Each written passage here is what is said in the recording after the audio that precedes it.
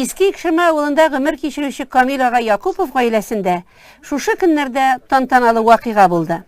Аңа Белоруссияны немец фашистларыннан азат итүнең 75 еллыгы уңаеннан медаль тапшырырга килделәр.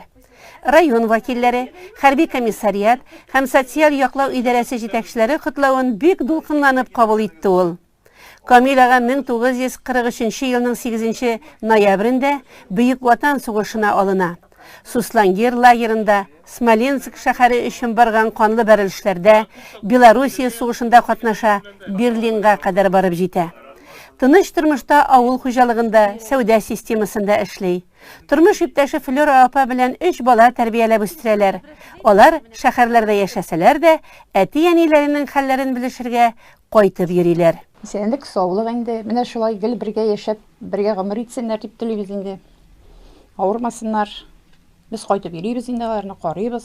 Камил абыйга хәзер 94 яшь. Өлкән яшьтә булуына карамастан, ул газеталар алдыра, телевизор карарга ярата, радио тыңлый. Якуповлар Бөек Ватан сугышында җиңүнең 75 еллыгын исәнлектә, иминлектә, дөнья рәхәтендә каршы алырга җыена. Амин. Шулай булсын.